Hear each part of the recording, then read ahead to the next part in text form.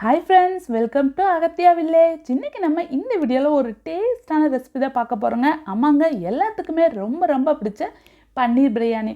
பன்னீர் பிரியாணி குக்கரில் கொஞ்சம் கூட குழையாமல், பன்னீரும் சூப்பரான டேஸ்ட்டில் உடையாமல் டேஸ்ட்டாக எப்படி பண்ணுறதுன்னு பார்க்கலாம் வாங்க. அதுக்கு முன்னாடி நம்ம சேனல் ஃபர்ஸ்ட் டைம் நீங்கள் பார்க்குற மாதிரி இருந்தால் மறக்காமல் சப்ஸ்கிரைப் பண்ணிக்கோங்க. இன்றைக்கி பன்னீர் பிரியாணி பண்ணுறதுக்கு ஒரு பேனில் ஒரு டீஸ்பூன் அளவுக்கு எண்ணெய் சேர்த்துக்கலாம். எண்ணெய் நல்லா சூடானதுக்கப்புறமா இதில் ஒரு 1/4 டீஸ்பூன் மஞ்சள் தூள், 1/2 டீஸ்பூன் மிளகாத்தூள், கூட 1/2 டீஸ்பூன் கரம் மசாலா, 1/4 டீஸ்பூன் உப்பு சேர்த்துக்கலாம். கேஸை லோ ஃப்ளேமில் வச்சு ஒரு 2 நிமிஷம் நல்லா கலந்து விட்டுக்கலாம். இப்போ பாருங்கள், கரைஞ்சிடக்கூடாது, முக்கியமாக லோ ஃப்ளேமில் வச்சுக்கோங்க. நான் 200 கிராம் பன்னீர் எடுத்துருக்கிறேன். சின்ன சின்ன க்யூப், இந்த அளவுக்கு சின்ன சின்ன க்யூப்பாக கட் பண்ணி எடுத்துக்கோங்க. இதை விட சிறுசாக கட் பண்ணிங்கன்னா குக்கரில் சேர்க்கும் போது குழஞ்சிரும்.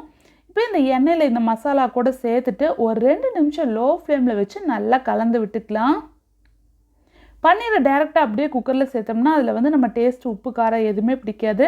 அதனால் இந்த மாதிரி எண்ணெயில் ஒரு 2 to 3 நிமிஷம் நல்லா ஃப்ரை பண்ணிட்டுனா உப்பு காரம் மசாலா எல்லாமே பன்னீரில் இறங்கிடும்.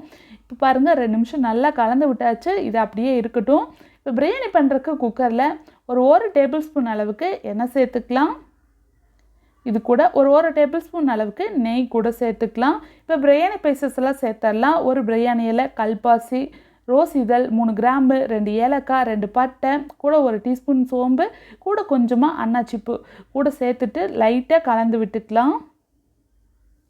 இப்போ இந்த பிரியாணிக்கு ஒரு 2 பெரிய வெங்காயத்தை நீளமாக கட் பண்ணி இது கூட சேர்த்துடலாம். சேர்த்துட்டு வெங்காயம் எப்பவுமே நல்ல பொன்னிறமாக வர வரைக்கும் நல்லா வணக்கிக்கலாம்.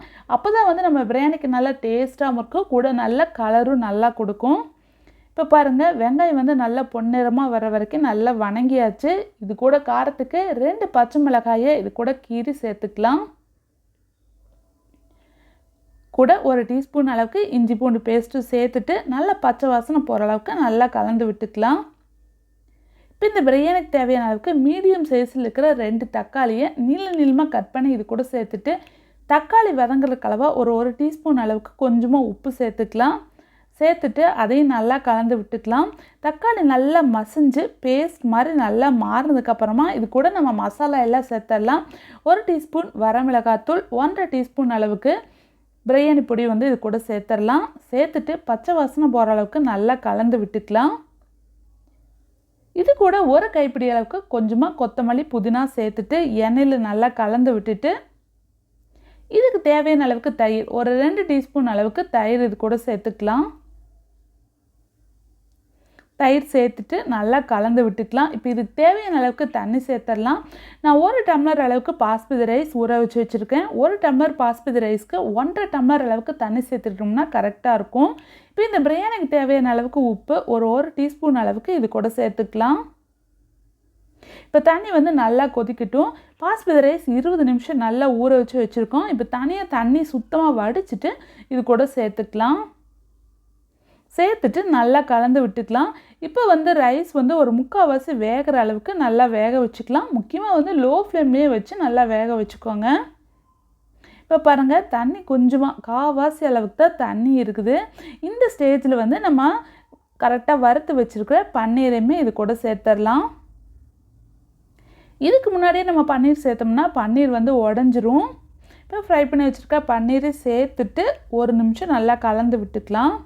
ரொம்ப கலந்து விட்டால் ரைஸ் உடஞ்சிரும். அதனால் அலங்காமல் கொஞ்சமாக கலந்து விட்டுக்கலாம்.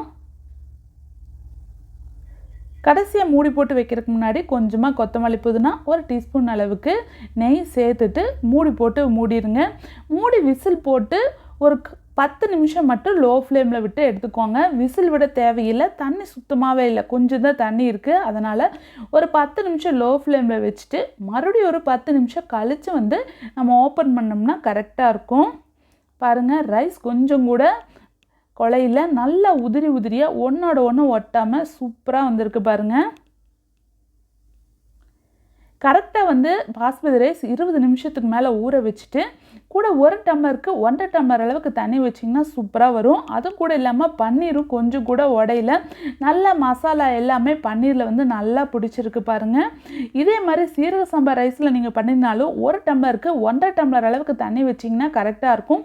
முக்கியமாக ஒரு 1/2 ஹவராவது அரிசி வந்து ஊறணும். அப்போ தான் நல்ல நீளமாக ரைஸ் உடையாமல் உதிரி உதிரியாக நல்லா வரும். பாருங்கள், இதே ரேஷியோவில் இதே மாதிரி பண்ணி பாருங்கள். இந்த வீடியோ உங்களுக்கு பிடிச்சதுன்னா மறக்காமல் சப்ஸ்கிரைப் பண்ணுங்கள். கூடவே பக்கத்தில் இருக்கிற பெல் சிம்பலையும் ப்ரெஸ் பண்ணுங்கள். தேங்க்யூ ஃபார் வாட்சிங்.